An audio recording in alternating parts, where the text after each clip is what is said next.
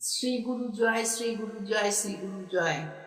আমি ইভা চক্রবর্তী আপনাদের সামনে আবার একটা নতুন গুরু কথা নিয়ে এলাম। প্রথমে আমি আমার কুলদেবতা গিরিধারীলাল গুরুর চরণে অনন্ত কোটি প্রণাম জানাই এবং ভগবান দাদুর রাতুল চরণে কোটি কোটি প্রণাম জানাই এবং শ্রীগুরুর সঙ্গে সকল শিষ্য ভক্তদের মঙ্গলার্থে তাদের শ্রীচরণে প্রার্থনা জানাই।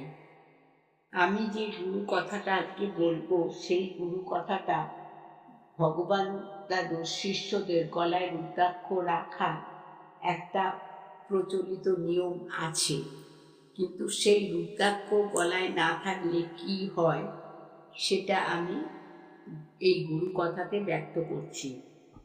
কোনো শিষ্যের গলায় তার নির্দেশ মতো রুদ্রাক্ষ না থাকলে শ্রী শ্রী গুরুদেব খুবই অসন্তুষ্ট হতেন।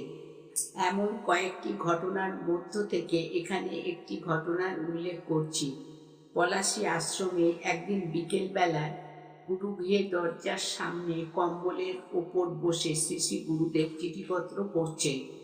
তখন সেখানে দর্শনার্থীদের ভিড় ছিল না।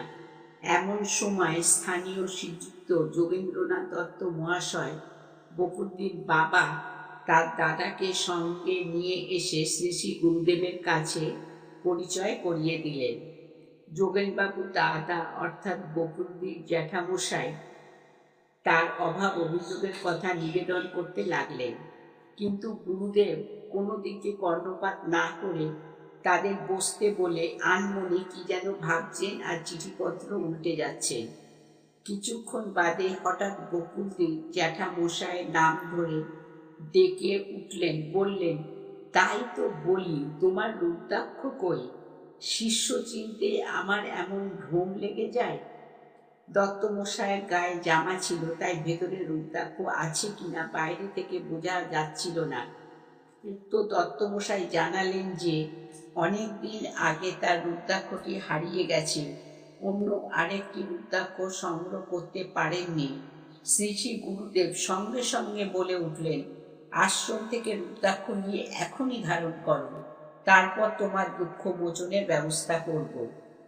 আমার শিষ্যদের একটি মালার মধ্যে গেঁথে রাখছি, রুদ্রাক্ষের চিহ্ন সেই মালার সুতোর মতন। তাকে অবহেলা করলে আমাকেই অবহেলা করা হয়। এই গুরু কথা থেকে আমরা বুঝতে পারলাম যে ভগবান দাদুকে যদি সন্তুষ্ট করতে হয়, ভগবান দাদুকে যদি ভালোবাসতে পারি, ভালোবাসার মতন ভালোবাসতে পারি, তাহলে রুদ্রাক্ষ আমরা কখনোই গলা থেকে খুলব না। সর্বদাই যদি রুদ্রাক্ষ হারিয়ে যায়, কি ছিঁড়ে গেল কিছু, তো তাহলে আমরা আবার একটা নতুন করে ব্যবস্থা করে নিয়ে সাথে সাথেই পড়ে নেব। ভগবান দাদুর এই রকমই এই গুরু কথা থেকে আমরা নির্দেশ পেলাম। শ্রী গুরু জয়, শ্রী গুরু জয়, শ্রী গুরু জয়। শ্রীগুরুর সঙ্গে সকল শিষ্য ভক্তদের প্রীতি শুভেচ্ছা ভালোবাসা জানিয়ে আমি আমার গুরু কথা থেকে বিশ্রাম নিলাম।